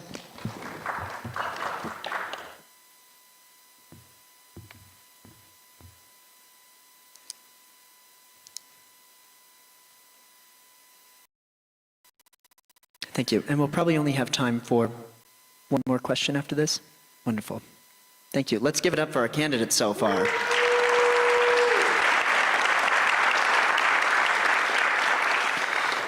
Candidates, what is your policy on national parks, EPA, clean air, and water? Will you uphold California's environmental laws in the federal court attempts to overthrow them? And this question is going to start out with Mr. Burgess. Or sorry, Mr. Huffman. So thank you for that question. As the ranking member of the Resources Committee, you can imagine that I'm on the front line of a lot of battles over every single one of these things. So look, clean air, clean water, biodiversity, our wildlife, all of the bedrock environmental laws that have brought us so far in the past 4 decades, since the dark days of the early 1970s when rivers caught on fire and we couldn't put them out, when they declared the Great Lakes dead, that fish would never live there anymore, when we were losing our iconic national symbol, the bald eagle, because of DDT. All of that environmental progress has brought us protections is on the line right now, and I'm leading the fight to defend those environmental protections. Lastly, I'll just say with our national parks, and all of our public lands really, but especially with national parks, there's a very sinister attack underway right now. Our national parks tell the story of America. In many cases, battlefields, historic monuments, they are telling the American story, and there's an effort now to scrub the story, to whitewash the history of slavery, of Native American genocide, and so many other things. Let's let the experts at the National Park Service tell the story of America and keep politicians out of it. Thank you, Mr. Huff. Baez, same question. Can you repeat it? Yes, ma'am. What is your policy on national parks, EPA, clean air, and water? Will you uphold California's environmental laws in the federal court attempts to overthrow them? Regarding national parks, I do think it's important that we preserve those parks. EPA, in the very beginning, I don't like regulations that are going to hurt businesses. When I studied in China, I had to wear a mask just to be able to breathe and take cortisone shots to finish my semester there. And the air was so filthy that when I would come back, I would take a shower and soot. I would look down and there was soot in the shower. And I thought, wow, what is this doing to us? So when it comes to EPA, I think there needs to be a middle ground, so that it's not debilitating for businesses to function, but it's also important that we keep our health in check. As far as clean air, water, I support water not being dumped into the ocean to save a fish where we have wildfires. I protect our water, and like I said, in my water background, I think that it's important that we do have clean water, but not to support a little fish where our communities are being burned down. Thank you, Ms. Baez. Mr. Salisbury, same question. Yeah, so with national parks, it's a very historical aspect of our country. For 7 years, I was able to travel around the country as a flight attendant before moving into mental health. And I had an opportunity to go to several of the national parks and explore some of those areas. It's very vital to our history. It's very vital to preservations. At the same time, we have to look at the overview of how our national parks are being handled, make sure they're handled correctly. When it comes to water, water is the lifeblood of our district, quite honestly. Up in Siskiyou County, water is essential for the lifeblood for our farmers. We're putting these regulations on farmers where there's emergency shutoffs, and it's affecting our economy. It's affecting the livelihoods of the farms. It's affecting businesses. Lumber company, I believe up in Siskiyou County, had to shut down because they couldn't afford to pay their employees anymore. When it comes to the EPA, it goes back to my 3 core pillars: community, safety, cost of living. We have to make sure that everything is safe, effective. A lot of times when you start looking at policies over people, you realize that there's a lot of red tape going on. There's a lot of pointing fingers, and if you notice, when you point a finger, there's 3 fingers pointing right back at you. So I would want to look at it in a very broad but very strategic way to make sure that whatever is going to benefit the most majority of the people, that's what I would do. And when it comes to California, I'd have to look at the legislation to see if that's going to benefit our district, but then also benefit the people. Thank you, Mr. Salisbury. Ms. Latah? Last yes. question. I got it. So for my profession, I've had a cleaning company for the past 9 years. So I clean every day, all the time. Cleaning's one of my favorite things. Taking that on a national perspective, I've been a Christian for 25 years. And Proverbs 14:1, thanks Jonathan, is one of my favorite verses. A wise woman builds her house, but a fool tears it down with her own hands. I've taught my kids from a young age, we're either building up or we're destroying and tearing down. What kind of family, what kind of house do we want to have? What kind of nation do we want to have? Including the national parks, including the EPA. We want clean water, we want a functional nation. We have to find a way to work with our farmers and our ranchers and support them so we can have food, so we can eat, so we can have clean water, so we can have a beautiful land. That also starts at the local level. When we're walking around Redding, California, there's a lot of trash. There's a lot of trash in our creeks, a lot of trash in our neighborhoods. When we're going to walks, it starts at home. It starts on raising our kids up to love this land that we live in, to take care of what we have. So this is a big holistic approach from the top down, but there definitely needs to be legislation that's going to provide the infrastructure to make America, keep America very beautiful. This land that we love, this land that we call home. But we are all part of the solution, and we're also all becoming part of the problem. So we all have to do our part to make this place beautiful, to clean up the mess, starting in our own homes, our own neighborhoods, our cities, our states, and working out from there. So I commit to vote on legislation that's going to keep America beautiful, fresh water, healthy. I love this nation. I want it to be here for generations to come. Okay, simple. Thank you, Ms. Lata. Ms. Yee, same question. So my campaign is focused on 3 pillars: people, peace, and planet, because all of those 3 are intersectional and influence each other. So we talk about the planet. We want to have a livable planet, one where all climate action is geared towards renewables, towards projects that would prevent wildfire and climate disasters. California has the most stringent regulations, I believe, and standards in terms of our nation, and we should hold California as those standards that the rest of the nation should strive for. So yes, we protect the EPA, protect those standards, make sure that our national parks are budgeted for in terms of what they need, and that we have clean water and everything that we as citizens of this great country need in order to enjoy our lives. So we need to look at our skewed priorities again, because every time we have these issues, we have problems, we need to look not just at the problem itself, but what is causing it. And a lot of these things, the problems that we have, the issues that we have, are skewed because of the priorities of Congress, where we spend on wars instead of our public goods and services.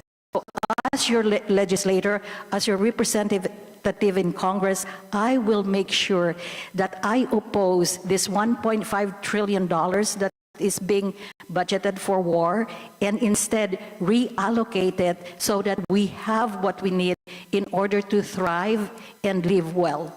Thank you, Ms. Yee. Mr. Geist, same question. You know, this is a topic that makes my heart want to sing, but I will spare you. But it brings beautiful for spacious skies, for amber waves of rain. We have a duty to pass it on to future generations, and I feel that in my heart. So I would like to expand national parks. EPA, we should not sacrifice, Environmental Protection Agency, we should not sacrifice our children, environment to make a few bucks. Money comes, money goes, okay? But there are some poisons that can remain in the ground for generations, okay? We need the EPA to be well funded and staffed, okay? Clean air. I remember when I was a child, I went to Los Angeles from Santa Barbara, and I could not breathe. Could not breathe, okay? Like I said, we need the EPA, okay? Like I said, money comes, money goes. We need some regulations, please, about this sort of thing. Water. Like I said at the beginning, we need water for farmers to grow food. They grow more food, food is less expensive. It's good for us, okay? Thank you. Thank you, Mr. Geist. Mr. Burgess, same question. I grew up, my mother's a big environmentalist. We were recycling water during the droughts. She would recycle her wash water for plants. And also, California, basically through our rigorous adherence to environmentalism, helped really set the standards that the EPA uses. Air quality, water quality came from our state to the federal level. Right now, we're facing a federal government that does not want to have any data so they can do whatever they want. We need to support the NEPA. We need to support the environmental impact statements. We need the data to see what we're doing and what can be done and what should not be done. So yes, I would support our California regulations, but if they're based on assessments and data. We can't just shut off the water to the farms because we need to eat. We can't just shut off the timber to the timber industry because we need to build shelters. If we have to import the timber, we're increasing the emissions because we have to import them. Like it has to actually shipped here and driven on trucks and all that stuff. So we have to figure out, it's a stewardship issue versus an extraction. We can't have extractors just taking, clear-cutting everything and everything just dies. But we do have to, like, listen to the tribal ecological knowledge. The tribe that have been here for centuries,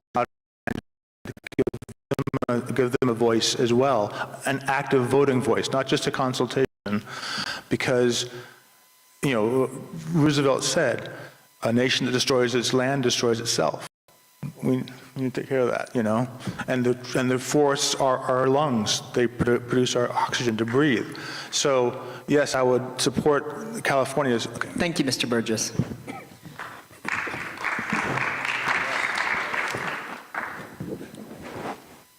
Yes, wonderful. We have time for one more question, and then we'll move on to closing statements. This will be a 1-minute time limit for this final question. And we'll be starting with Ms. Baez. If elected, how much time will be spent in Shasta County? Will you have a Shasta County office? Absolutely.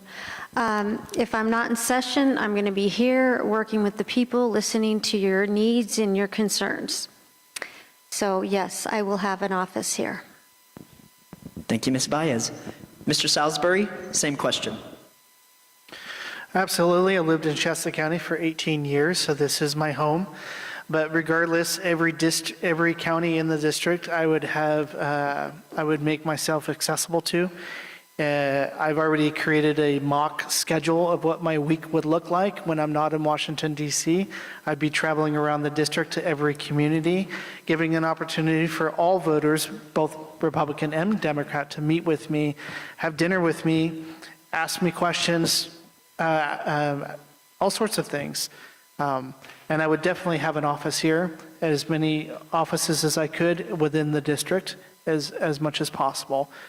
This is not about me. This is about representing the people of this district. We need a voice. We need a strong voice for this district. Thank you, Mr. Salisbury. Ms. Latah, same question. Yes. Yes, I would. I would be home here as much as possible while doing this congressional role because I love my family. I want to see their beautiful faces and sleep in my own bed once in a while, and I am so accessible. I try to make myself accessible as a school board member. Every single month I have a meet and greet. I go for an hour, sit at the coffee shop, say, hey, any parents and constituents that want to come talk with me, present your concerns, let me know. I am always checking my email. I'm always communicating with my community. I'm an open book, and I'm willing to have a conversation about anything at any time. So I absolutely will be available in this role to do what I'm supposed to do, which is represent your voice. So I really hope for your vote, and thank you for the honor of speaking tonight. Thank you for your time, and thank you for coming. Thank you, Ms. Lata. Ms. Yee, same question. If elected as your representative in Congress, regrettably, I would have to resign my position as chair of the Democratic Central Committee of Shasta County, but I will continue on supporting you and also still be part of the Democratic Women's Club, and I hope the Raging Grannies, and also be a member of the Shasta County chapter of organizing committee rather of DSA. I live in Reading, and I love it here, and I love the people. I love all of you, and it would be so much fun to be in Congress and also to be here to represent you. So thank you. Thank you, Ms. Yee. Mr. I like Geist, that same answer. question. We are so lucky to live in Northern California. Can you agree with that? Absolutely. Wow. It's so beautiful. Marin, Del Norte, Modoc, it's all so beautiful. As for Shasta County, well, I have a place with 120 fig trees just outside of town. I imagine I'll be around a lot. And it'll be a pleasure to have discussions with everybody. My phone number is available, okay? To people in Reading. So call me, and I'll very happily serve Shasta and the rest of our beautiful 2nd District. Thank you. Thank you, Mr. Geist. Mr. Burgess, if elected, how much time will be spent in Shasta County? Will you have a Shasta County office? I mean, having to represent 9 districts, I'd give a proportion of the 9 district time to Shasta. I love it here. I have, like I say, I have roots here. My aunt and uncle moved up here, and I would visit Thanksgiving, Christmas. I always enjoyed seeing Mount Shasta when I came up here. And Tim Geist is right. Northern California is beautiful. Been driving around to Modoc. Just driving to different places is wonderful. So yes, I'd love to. I'd be chomping at the bit to come back from Washington just to drive around and meet with you. But I would have to obviously. I think some of the smaller counties like Trinity and Modoc would also need. They've been sort of neglected. I think I don't have offices there too. I had to balance that out. But yes, I would definitely include Reading and Shasta as one of my places I'd really love to come to and listen and learn. Thank you, Mr. Burgess. Mr. Huffman, same question. Thank you, Blake. I grew up in Missouri, the Show Me State, so I'm going to answer your question by showing you. Today is my 3rd trip up to Shasta County just this year. I've already been in every corner of this newly redone district, and I will be back a lot today. I had a chance to tour Shasta College, to see their amazing fire academy, to learn about their programs, the nursing programs, so many other wonderful services. I had a chance to tour downtown, to meet next door with Jefferson Public Radio, to meet the Chamber of Commerce and the Historical Society and the amazing arts community in this revitalized downtown here in Reading. And you asked about an office. I will absolutely have an office here in Reading. I commit to that. It will be staffed, and I will be there. This is not just how I'm campaigning for this office. This is how I will serve. Thank you, Mr. Huffman. Okay, that concludes. Thank you. We're going to head to closing statements, starting with Paul. Mr. Salisbury. This will be, it was 1 minute to begin. In my notes, it's 2 minutes. So there we go, 2 minutes. Well, in my closing statement, I would say this. You know, tonight we've heard a lot of policies. We've heard a lot of points of views. But at the end of the day, we have to ask ourselves, who is actually going to show up for us and do the work? In my role as a mobile crisis clinician, I meet people at some of the worst moments of their lives. And I have to build rapport with them in a very short amount of time. And I have to build alliance with them and find out what their needs are. When it comes down to it, it's these 3 core pillars: community safety, healthcare access, and cost of living. There's more issues and more concerns within the district that I see, but those 3 core pillars is what I'm standing on. I make myself available to every possible person in the room. I believe that it's not necessarily about left. It's not necessarily about right. It's about moving forward together. We are all in this together. Even though I would be seeking to represent everyone here in the room, we are all in this together. So I would make myself transparent. I would make myself available to communicate through social media and meet and greets in a way where you are informed more than normal, to the point to where the desire to want to get involved in politics, to want to get involved in seeking change for this country would become inspirational again. I'd like to see every single seat filled 2 years from now here. So thank you for your opportunity for speaking tonight. Go to my website, paulsalisbury.com. Thank you, Mr. Salisbury. Ms. Latah, your closing statement. 2 minutes. I'm not a career politician. I'm a veteran. I've served our country. I'm a single mom. I've successfully raised my 4 children. They're right here in the front row. I'm a small business owner in our community that I built it from the ground up. I took on a second business recently as well, and I'd be honored to fulfill this role in Congress to represent the everyday American citizen in our community. I live with integrity. I'm a Christian. I love God with all my heart. I know how to live a life of service. I would lay down my life, give the coat off my back, give the food off of my table to help someone in my community just because it's the right thing to do. We need a change of leadership, because when something's not working, we don't get on the hamster wheel and keep doing it over and over and over again when the system's broken. There has to be a change. I live out the change that I want to be in the world. When I see something broken, I fix it. When I see someone broken, I stop and I help them out. I will create and uphold and vote for legislation that is going to be good and right and helpful for American citizens. And I'm going to work hard. Single moms are the hardest working women I know. And I want to take that energy and I want to put it into my nation and continue to serve the rest of my life. I don't see a better purpose than to wake up every day to make my home, my family, the future of my children better. And I want to start with this. So please give me the opportunity to serve you.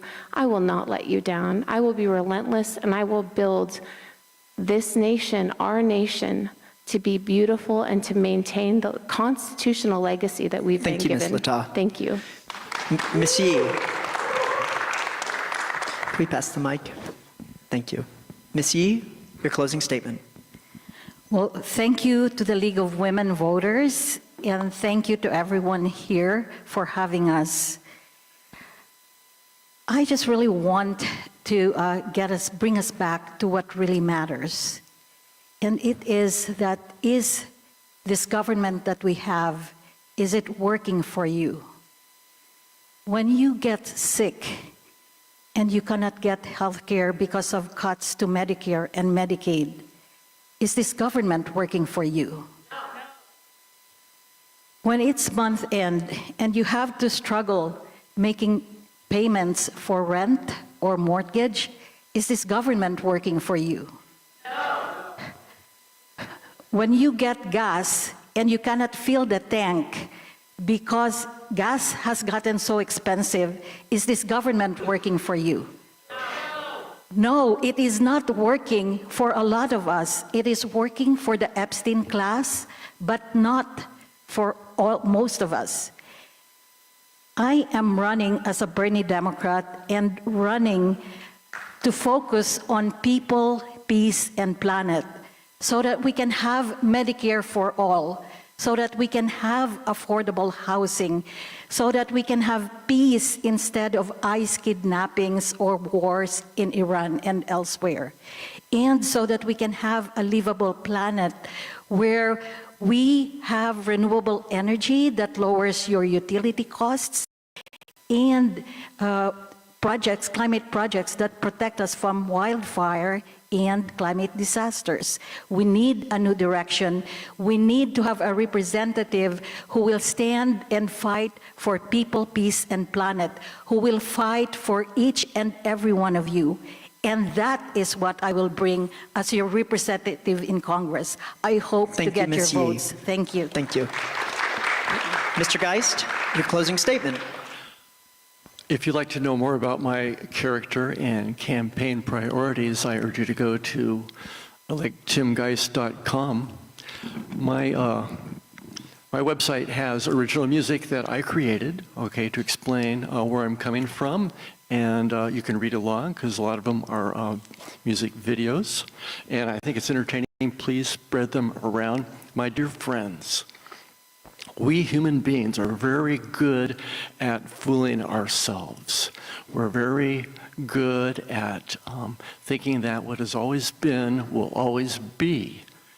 But that's always not true, really, right?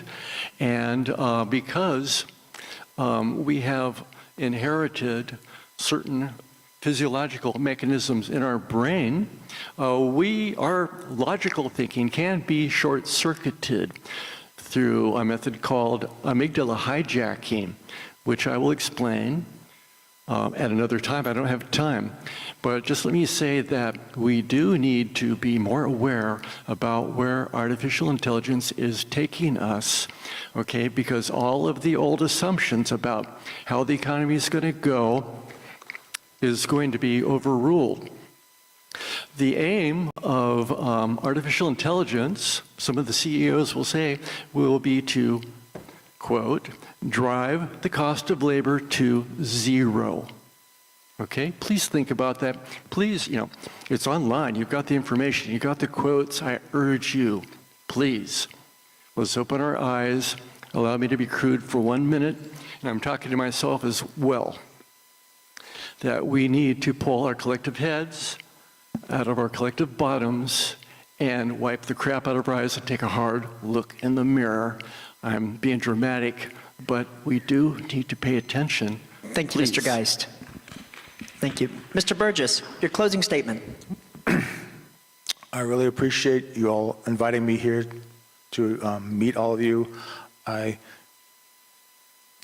What I can say is California District 2 is a microcosm of America. It's one of the broadest, biggest districts in the country, just land-wise, the surface area. But it is rural, suburban, and urban.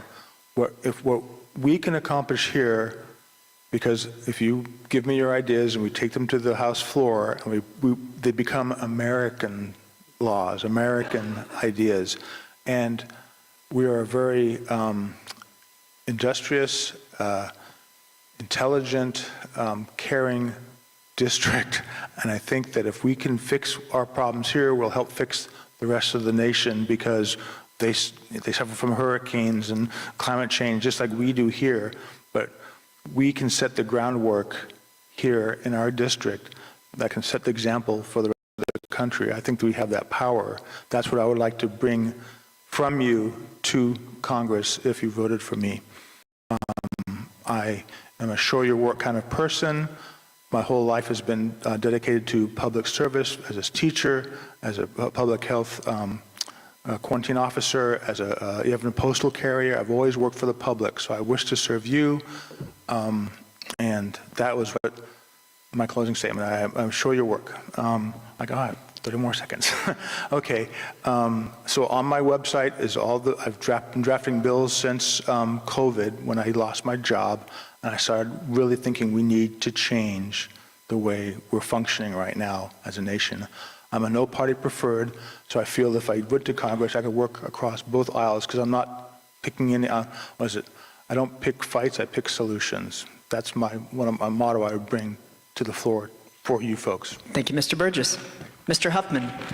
Thank you, Blake, to the League of Women Voters, and thanks to my fellow candidates and all of you. This has been a great conversation, and I think this is what democracy should look like. I know there's a narrative out there that this country is terribly divided, that we just fight with each other. This has really been a lovely civic exercise in democracy, and it's been a pleasure to be with you.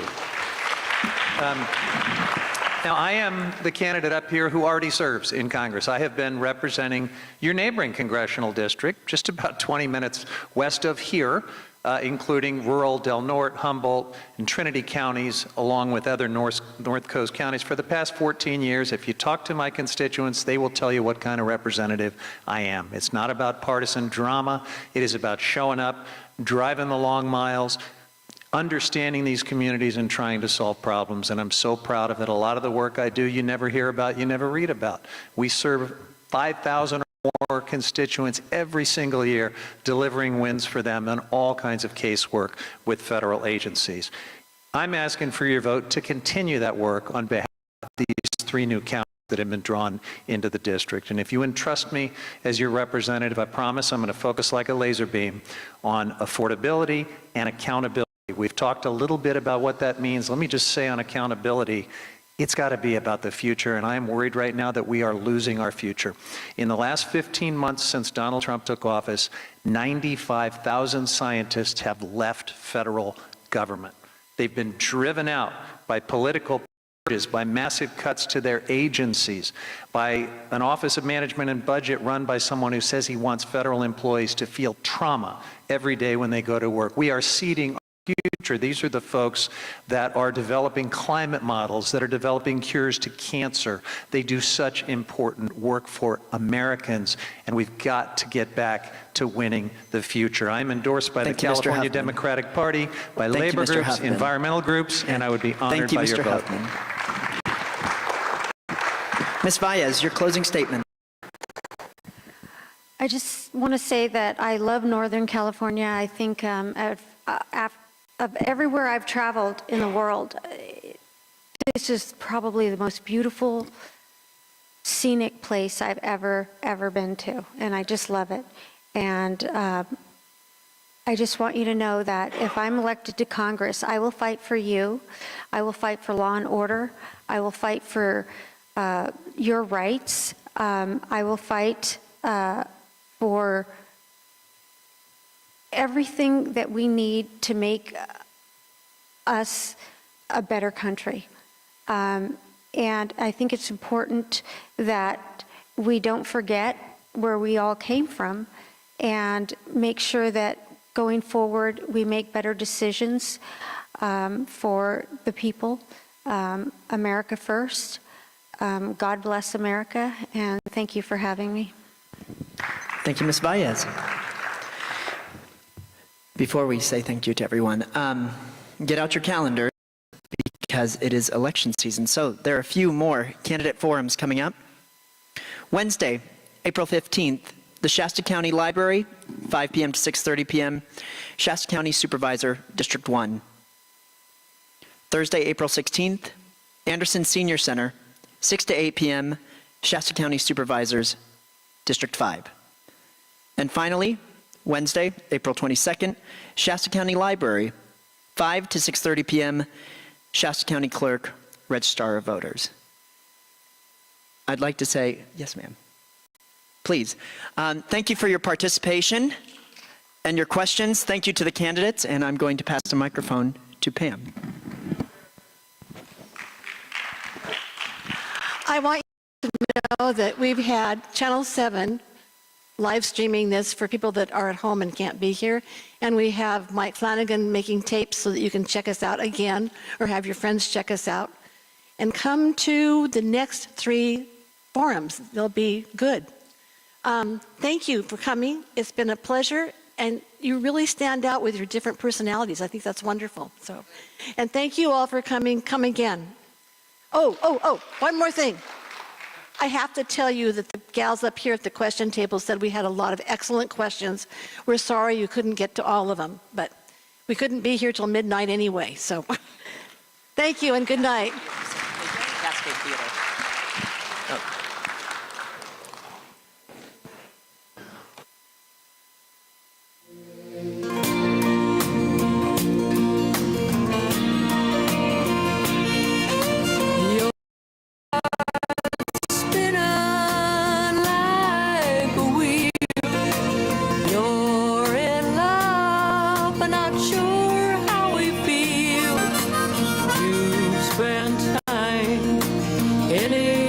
shoulders on